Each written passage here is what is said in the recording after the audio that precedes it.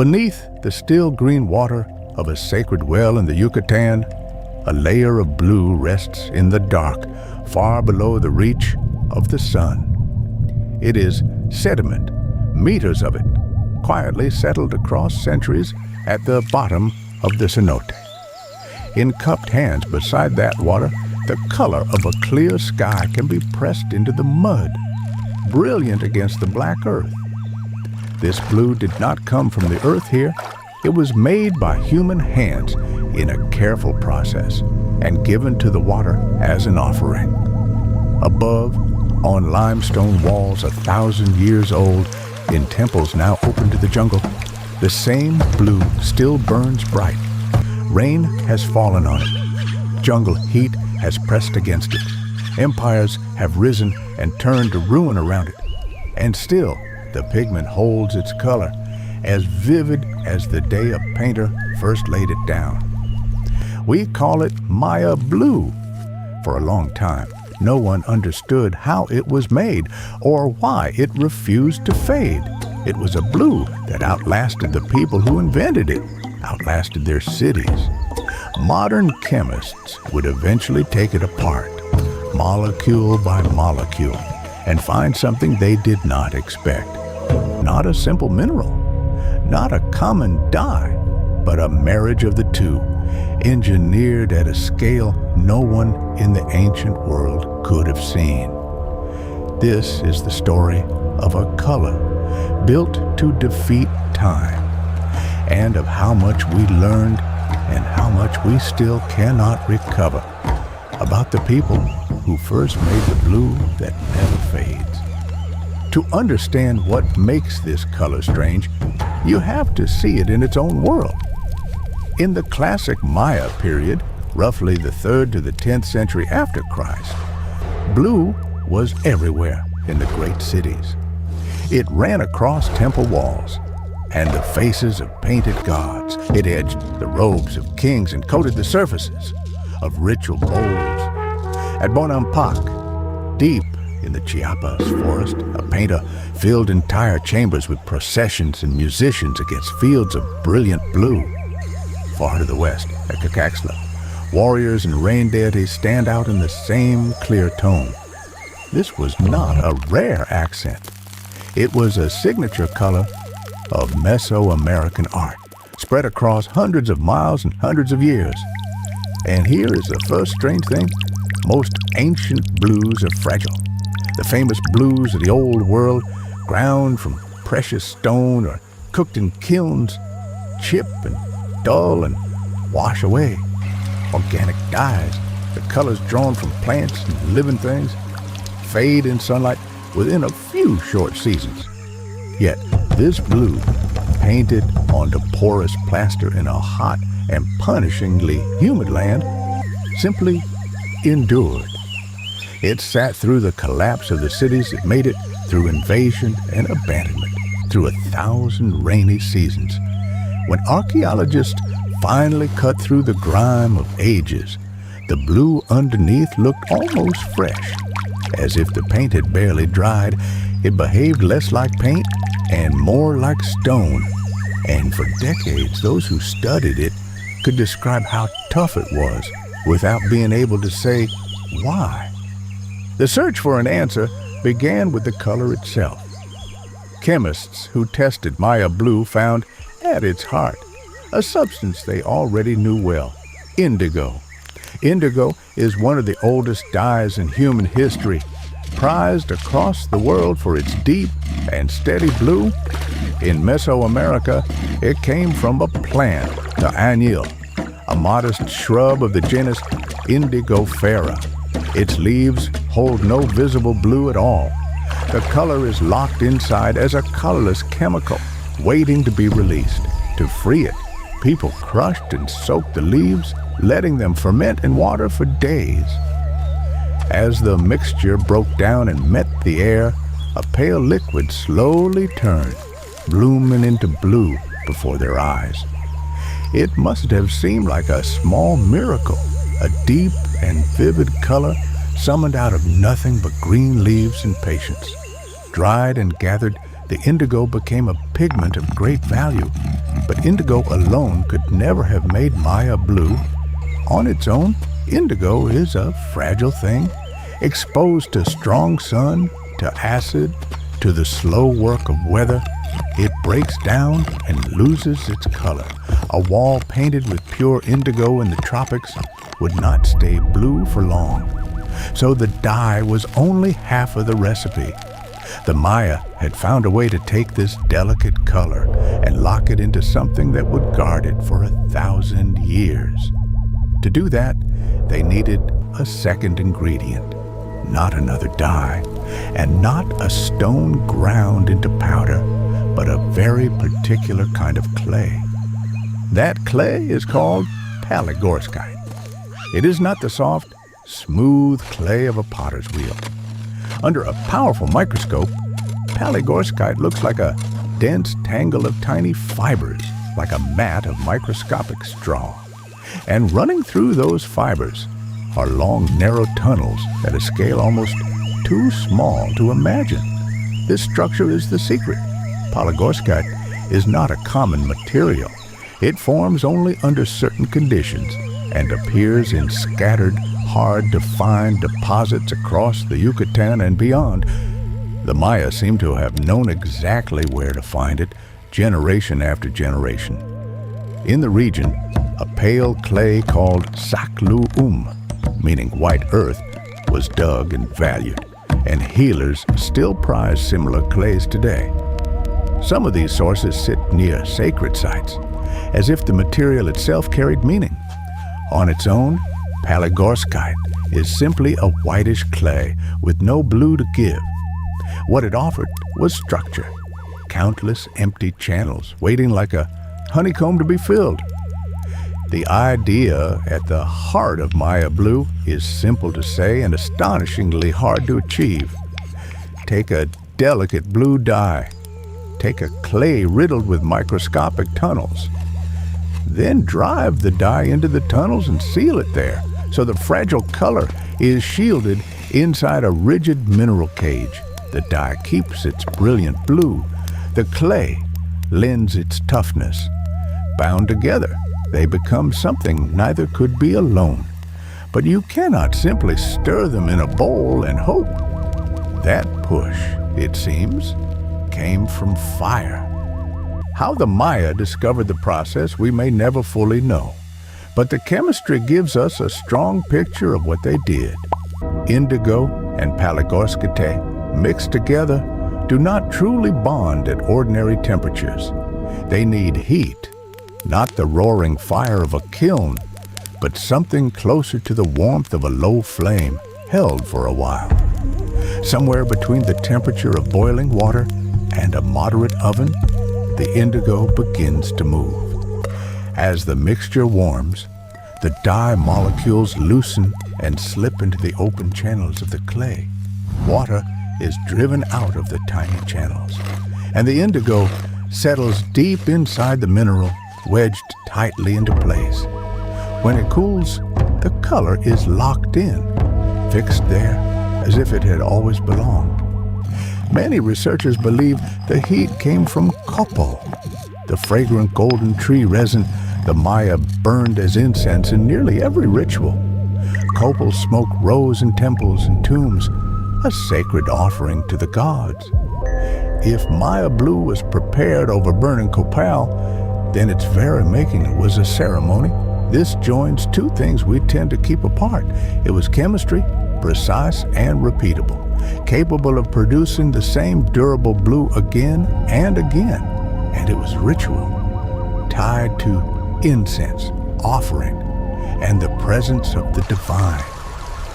To the people who made it, there may have been no line between the two. And at the center of that worship stood one God above all, of storms and rain, whose color was blue.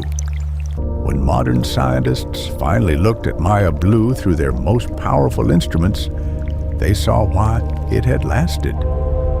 The indigo was not merely sitting on the surface of the clay, it was threaded into the narrow channels of the palygorskite and held there as if in a vault. At that scale, measured in billionths of a meter, the dye molecules were physically trapped. Weather could not reach them. Acids could not dissolve them. The microbes that eat away at ordinary organic color could not get inside. The fragile indigo had been given a mineral suit of armor.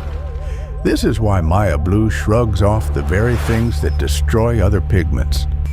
Researchers have soaked it in strong acid, bathed it in caustic alkali, and boiled it in harsh chemicals, and still the blue holds. In pure durability, it outperforms many pigments made today in modern factories with all of our modern knowledge. And that is the astonishing heart of this story. Before anyone spoke of nanotechnology, before the science existed to describe atoms and channels and molecular bonds, a Mesoamerican culture built exactly that. An organic dye fused into an inorganic host, engineered for endurance. They could not have known the chemistry in the terms we use. But through observation and patience, they arrived at a result our own laboratories admire. This was not a lucky mixture. It was a reliable technique passed down and used for centuries. And they aimed it above all at the service of a god. That god was Chak, Lord of Rain and Lightning, one of the most important powers in the Maya world. In a land where crops lived or died by the coming of the rains, Chak held the balance between abundance and famine, and Chak's color was blue, the blue of water and of the storm-heavy sky. Maya blue was, in a deep sense, the color of the god himself. To paint something blue was to touch it with the sacred, to mark it as belonging to the realm of rain. This is where the story turned solemn.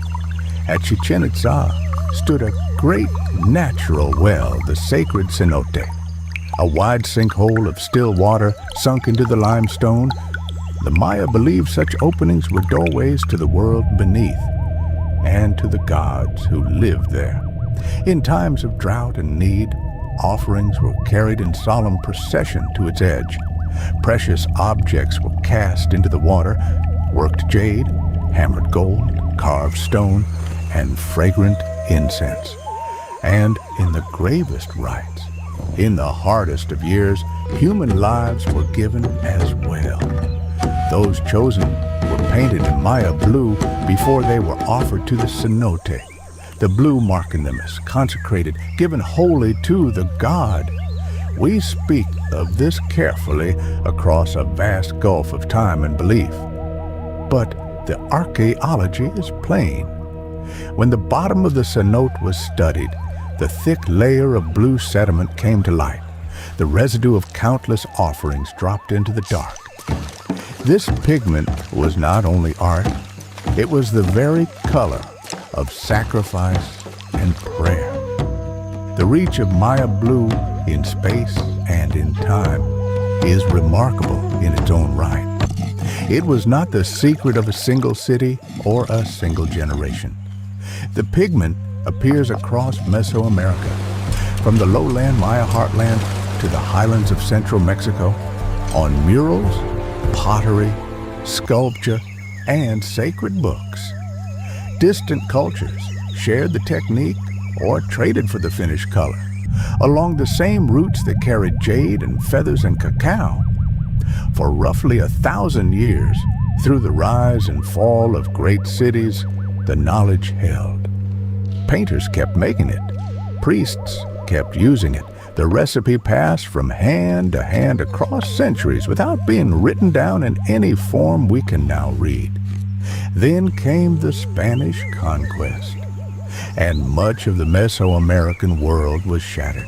And yet even then the blue did not simply vanish. In the colonial era, long after the conquest, Maya blue still appears in paintings and on the walls of churches in Mexico, carried into a strange new age by hands that still remembered the old craft. For a time, the two worlds overlapped, the ancient sacred pigment glowing quietly on the robes of Christian saints. But slowly, the thread thinned. new pigments arrived from across the sea, and the old ritual meaning faded, and with it the reasons to keep the practice alive. The murals remained brilliant as ever, but the voices that could have explained them were by then long silent. So the color became a puzzle for science to solve. The modern investigation began in earnest in the middle of the 20th century. In the 1960s, a chemist named Rutherford Gettins, working with museum collections, identified the two core ingredients, indigo and a rare clay. It was a crucial first step, but it did not explain the extraordinary bond between them. Over the following decades, others pressed further. The anthropologist Dean Arnold spent years tracing the clay itself, seeking out the Yucatán sources, the Sakluum, and connecting the pigment to living Maya knowledge of the land. Piece by piece, the recipe came into focus. Indigo, palygorskite, gentle heat. Yet the deepest question remained. How exactly did the dye and the clay hold together so fiercely? The final answers came only with tools the earlier researchers never had. In the 2000s, scientists, including Miguel Jose Yacaman, turned the instruments of nanoscience onto tiny flakes of Maya blue. At magnifications that revealed single particles, they mapped exactly how the indigo sat within the clay's narrow channels, and found even faint traces of metallic nanoparticles formed in the heating. Only then, 4 full decades after Gettins first named the ingredients, did the picture finally become whole. It had taken chemists, anthropologists, and physicists, together with the most advanced microscopes on Earth, to reconstruct what Maya artisans had simply known how to do with their hands. And that is the honest shape of this mystery. We can make Maya blue today. We understand its chemistry, we can name its parts, we can reproduce the durable pigment in a laboratory. The old claim that the recipe is forever lost is simply not true. What is lost is something quieter and harder to hold. We do not know precisely how the ancient makers did it.